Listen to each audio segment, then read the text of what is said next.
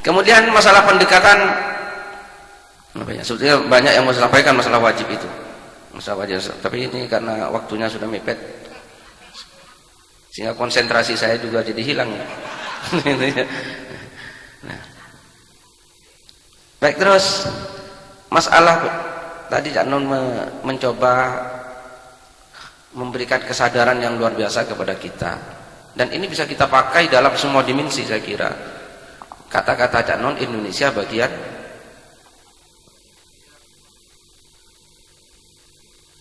dari desa saya, Indonesia bagian dari desa saya. Nah itu ya, bukan dibalik, bukan saya bagian dari Indonesia. Nah ini kan bisa dipakai kemana-mana ini, gitu ya. Bisa dipakai mulai dari hubungan suami istri, gitu ya. Contoh, ini bagi yang belum punya istri perlu ini, gitu ya. Jadi ada orang yang pola pikirnya itu kan menuntut terus, gitu ya. Jadi kalau sampean punya istri, sampean menganggap sampean bagian dari istri sampean, gitu loh. Berarti siang malam sampean itu kan hanya menuntut kepada istrinya, gitu ya. Kamu kok gak sayang sama aku, Dik? Nah itu ya. Kamu tuh kok gak perhatian sama aku. Nah, sehingga istrinya tuh hanya dituntut dan dituntut terus. Maka sampean tidak akan pernah bahagia dalam hidupnya. Karena sampean minta ada di dalam istri sampean. Tapi kalau dibalik, istri sampean ada di sampean. Ini kan aja dibalik sebetulnya. Maka pekerjaan sampean itu bukan menuntut istrinya untuk membahagiakan sampean, tapi istri sampean ada dalam sedekah-sedekah sampean, dalam pemberian-pemberian sampean. Sehingga semangat sampean kepada istri itu adalah memberi, menyayangi, kan begitu ya. Maka kalau seperti ini sampean jangankan istri 1, istri 4 pun sampean tetap bahagia. Lah ya. Nah tapi kalau dibalik, sampean jangankan 4, 1 saja sampean nggak mampu. Karena sampean hanya kurang terus. Istriku itu kurang kasih sayang sama saya. Nah itu ya. Maka itu saya kira Cak Hamim, kenapa Cak Nun selalu membuatkan kopi ke sampean? Karena bagi Cak Nun sampean itu bagian dari Cak Nun. Nah itu ya. Tapi kalau dibalik, Cak Nun menganggap bagian dari Cak Hamim, mana kopinya? Nah kan gitu. Nah, ini kan, tapi enggak, ini Hamim bagian dari aku, maka tak gawe ke kopi tanpa apa? Tanpa disuruh. Dan ini ya, kalau diterapkan dalam semua ini akan terjadi revolusi besar-besaran di Indonesia. Loh iya. Loh ya kan, sampai kepada orang tua, gitu ya. Saya tadi bayangkan suami dengan istri. Ini yang perempuan juga begitu, Mbak. Gitu ya. Jangan sampean menganggap suami bagian apa? Sampean bagian dari suami, tapi suami sampean bagian dari cinta sampean. Sehingga sampean memberi kepada suaminya, bukan menuntut. Gitu ya. Memberi. Apa yang bisa aku berikan kepada suamiku? Nah, gitu loh ya. Bukan menuntut kasih sayang terus. Nah, tapi menyayangi, memberi kepada suami. Nah, kalau semangatnya memberi, ya sudah. Sampean enggak disayangi tetap sayang. Sampean dikamplengi tetap sayang. Lo kan begitu. Sampean enggak dikasih duit, tetap sayang. Mau pancen aku orang untuk duit kok. Aku arep ngekei nang bojoku. Nah kan, terus apik tenan iki. Maka ini akan menjadi kunci kebahagiaan dalam rumah tangga. Si suami tidak pernah menuntut istrinya tidak pernah menuntut suaminya, karena suaminya akan terus berbuat kebaikan kepada istrinya dan memberikan kasih sayang tanpa pernah menuntut balasan kasih sayang. Si istrinya juga seperti itu. Ini top. Itu sudah. Ya kan? Dan anak dan orang tua juga kalau terjadi hubungan seperti ini kan luar biasa. Jangan ikut-ikutan orang sekarang menyekolahkan anak investasi. Nah, ini orang tua apa? Kok kepada anaknya kok investasi? Nah, ya kan? Bahkan sekarang dipromosikan di mana-mana, bahkan itu apa? Salesnya apa itu? asuransi investasi masa depan untuk anak. Loh, kepada anak kok investasi? Sampai tahu nggak bahasa investasi? Hah? Loh, berarti anaknya ini dianggap apa? Berarti kalau yang namanya investasi itu berarti hubungan ekonomi. Yang namanya hukum ekonomi, modal sedikit mungkin dan ingin mendapatkan keuntungan sebanyak mungkin, maka anaknya akan dituntut terus. Orang tua apa? Nah ini kan kesalahan berjemaah yang sekarang ini juga didukung oleh televisi gitu ya. Jadi menyekolahkan anak dianggap invest. Wong tua kok kocok gini. Nah, ya. Berarti kan besok kalau anaknya ternyata tidak apa? Tidak membalas, piye iki? Stres, stroke ini. Wah, aku wis nyekolahke anak. Wis tak iwangi panas kepanasan, hujan kehujanan. Iya betul? Kepala dibuat, kaki dibuat, jebolani kok. Nah, ini kalau investasi. Maka buang jauh-jauh bahasa investasi untuk anak itu, ya. Ini kesalahan, kesesatan, sesat di atas kesesatan. Nah, iya. Itu harus dibuang. Kalau ada orang bilang gitu sampean, loh, nggak ngomong orang tua apa-apa. Nah itu ya. Nah itu ya. Kan sering kan mendengar ini kan, menyekolahkan anak, apa namanya, investasi masa depan. Bahkan bersedekah investasi. Loh, kok investasi? Iya iki karepe. Berarti yang memberi lebih rendah derajatnya daripada yang diberi. Wong ngarep lebih kok. Investasi akhirat saudara-saudara. Loh, Tuhan mau ditagih-tagih. Ini bagaimana? Nah ini pola pikir yang keliru, yang sesat dan menyesatkan ya seperti ini. Gitu ya. Ini investasi. Investasi itu keluar modal sedikit tapi ingin mendapatkan untung yang sebanyak-banyaknya. Kalau ada orang tua seperti itu, ini penjajah bukan orang tua. Loh iya, jangan sampai sekali-kali jadi orang tua seperti itu ya. Gitu ya. Loh iya. Jadi jangan investasi. Yang namanya orang tua kepada anak apa? Kasih sayang. Kalau kasih sayang nggak ada batasnya, nggak usah dijumlah. Saya kalau menyekolahkan anak dari TK sekian, berarti kalau sampai perguruan tinggi besok saya akan menghabiskan sekian. Kepada anak kok dijumlah? Wong kok opo? Kasih sayang tuh nggak ada jumlahnya, ya betul? Maka ini ada yang sudah jadi orang tua. Jangan dijumlah, itu namanya kasih sayang. Dan anak sampean bagian dari sampean yang memberi kepada anak. Gak usah kecewa karena anaknya tidak bisa memberi. Karena memang kita itu memberi ya sudah. Dan akhirnya karena orang tua niatnya tidak ikhlas tadi, anaknya ya agak baik tenanan. Jadi yang salah satu yang memunculkan anak-anak durhaka itu karena niatnya orang tua investasi. Nah itu ya durhaka anaknya kalau sudah niatnya sudah keliru. Nah anak juga kepada orang tua seperti itu ya. Jangan sama orang tua matematis, itu rasional, dihitung. Wah, nah itu jadi apa? Jangan matematis, jangan rasional. Ngerti ya rasional itu ya? Loh, rasional itu tidak ada cinta kalau rasional itu, gitu ya. Sama suami kok ngasih belanja pada istrinya dihitung. Wah, aku dek sejak kawin sama kamu sudah menghabiskan sekian. Wah, kalau saya minta pegat kayak itu.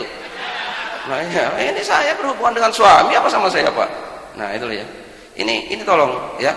Saya kira ini apa? Ini luar biasa kalau ini diterapkan. Gitu ya. Dalam apapun, gitu ya. Sampai mengajar kepada muridnya, gitu ya. Jangan kok apa? Apa ini tadi? Ya sampai dengan mengharap lebih dari muridnya. Nah ini juga gak benar.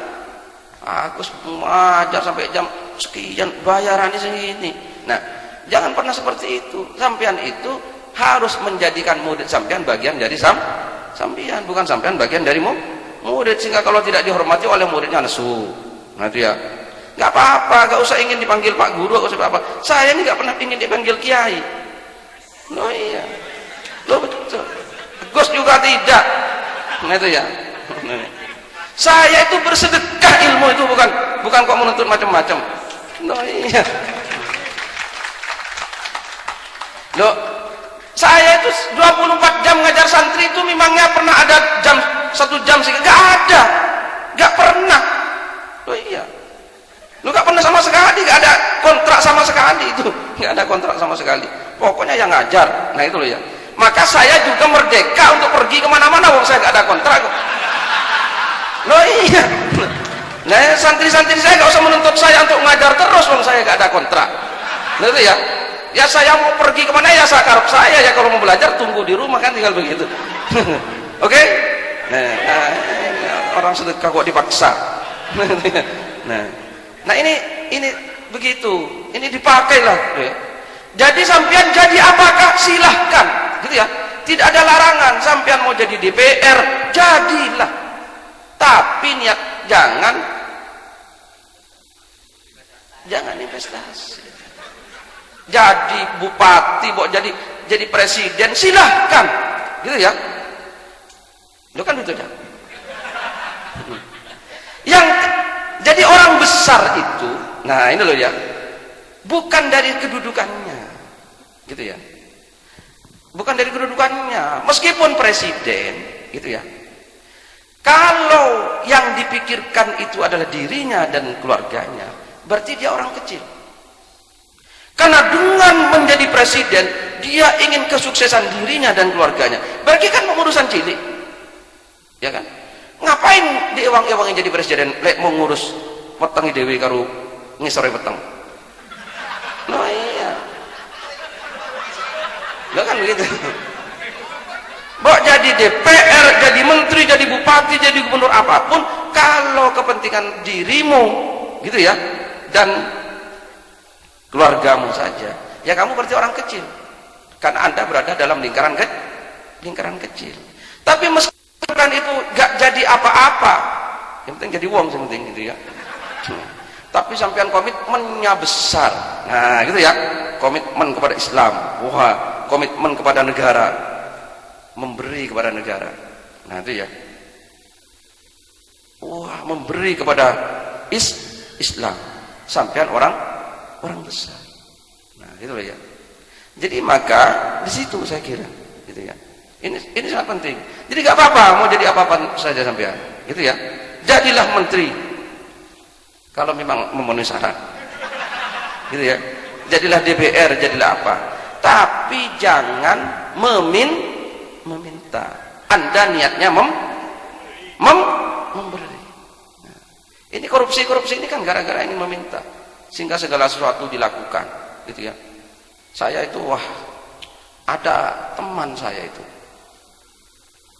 menteri juga bukan, DPR juga bukan, hanya menjadi orang dekatnya salah seorang petinggi.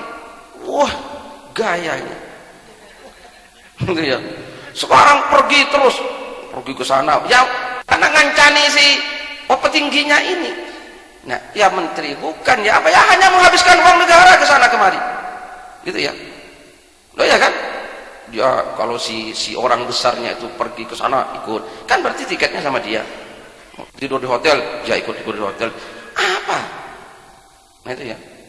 Jadi ingin mengambil sebanyak-banyaknya dari negara dan tidak pernah berpikir memberi, gitu ya. Nah ini namanya dia menjadi bagian dari negara. Ayo silakan jadi apa saja, yang penting apa? Memberi. Nah ini tasawufnya. Nah ini loh ya, saya kira ini namanya orang sudah apa, menyatu dengan Asmaul Husna. Nah orang yang seperti ini menyatu dengan Asmaul Husna. Coba Asmaul Husna itu Pak, Ar-Rahman, menyayangi, kan tidak disayangi. Ar-Rahim, ya Ar-Rahman maha pengasih, Ar-Rahim maha penyayang. Jadi menyatulah dengan itu, gitu ya. Jadi menyayangi apa, mengasihi, memberi, memperhatikan, membela, menegakkan keadilan, menyatu dengan itu, membangun dan seterusnya. Mungkin itu saya kira yang apa ya, yang perlu saya sampaikan. Sudah cukup ini. Sudah cukup. Mungkin terima kasih. Assalamualaikum warahmatullahi wabarakatuh. Oke, teman-teman sekalian, saya kira 3 hal saya kemukakan begini. Sebenarnya yang terbaik sebenarnya adalah kalau ada waktu untuk tanya jawab. Tetapi kita malam hari ini diberi daya Allah luar biasa. Bayangkan sampai jam 3 lebih itu tidak cukup waktunya. Ini kalau Anda tidak takjub kepada Allah, ya saya tidak sedih, tapi kan ya apa hari ini. Itu ya, jadi saya dari bisian sama Fuad ini nek gak hidayah gak ono. Alhamdulillah ya. Nek gak mergo hidayah gak ono.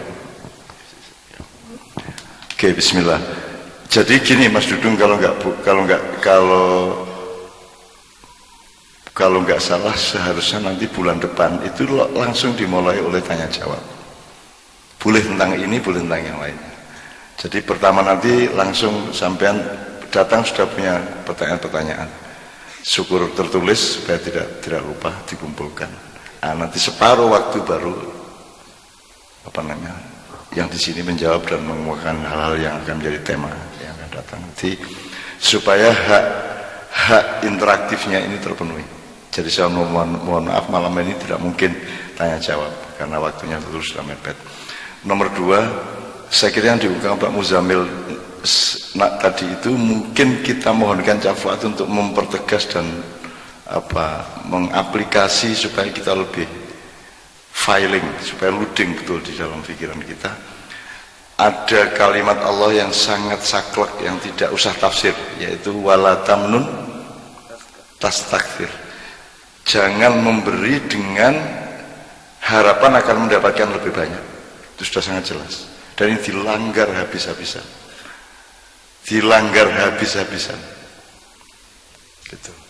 Saya bahkan curiga orang ingin masuk surga itu janjane mergo cek krasa melarat.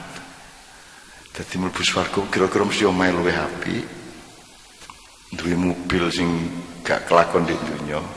Jadi saya khawatir ingin masuk surga itu sebenarnya ekspresi materialisme. Saya khawatir bukan kenikmatan muajah dengan Allah, tapi mergo kon niku merasa gagal sugih.